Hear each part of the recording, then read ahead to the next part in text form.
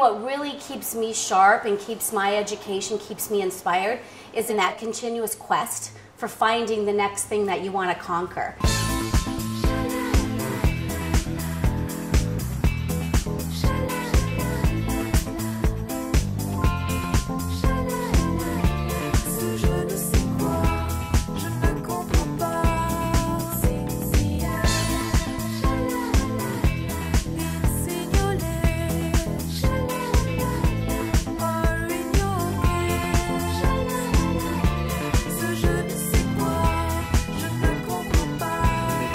I'm Sherry Petenbrink, and I'm here at Marco Pelusi Studio, where I'm an independent contractor.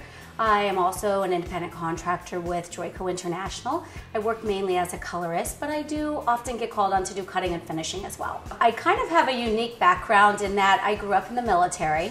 My father's from the Midwest. He's from South Dakota originally, and then my mother is from UK, born and raised in UK. So following his career until I was 16, we moved often. We often tried to live close to her family, which would be, in various parts of Europe or in the Midwest. So quite a vast, difference in our surroundings, demographically, from the Dakotas to, Europe. So I think that's what's kind of helped me to evolve into the person that I am. So probably early on I was influenced a lot. My aunt was a hairdresser. It was my father's sister-in-law, actually, and she was in a small town in South Dakota, but what she did there with her salon was amazing, especially for that time. I remember in the 60s going in her salon when the women would come in for their weekly sets and they'd be smoking under the dryer, and everybody was so happy. Everybody loved being there. It was like that was the highlight of their week. And I thought, what a great job is this, that you just get to hang out with these people all day, these women that are so happy, to be there and plan their life and their week around you. So that's probably what really was the most that inspired me to want to get into hairdressing, because she always made it look so fun. So in the beginning, she inspired me to want to get into hairdressing. It was kind of always in the back of my mind, but at the same time, there was a little bit of a stigma at that time with being a hairdresser. It wasn't really considered to be like a career. It was more of a job. It was something people did, when they didn't have something else to do, let's say.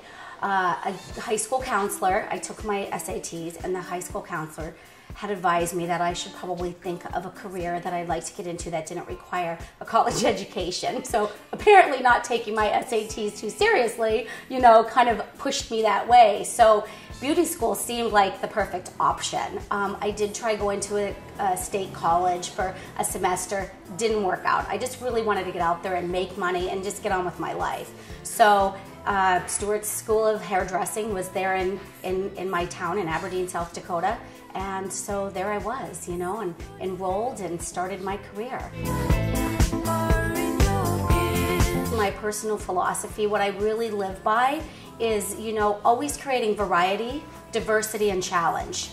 I mean, to me, these are really key elements, especially in hairdressing, because it's an ever-evolving industry.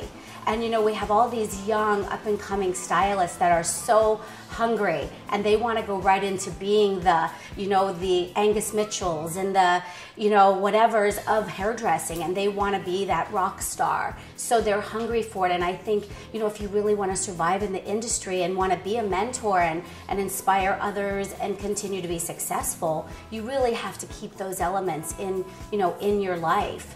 So I try to keep that variety by doing different projects. I love to do editorial shoots. I love to work on set. I love teaching from the stage for Joico and educating and sharing knowledge. But I also really, really treasure my time behind the chair with my clients that I also love. Staying motivated when things are not working out the way your plan says.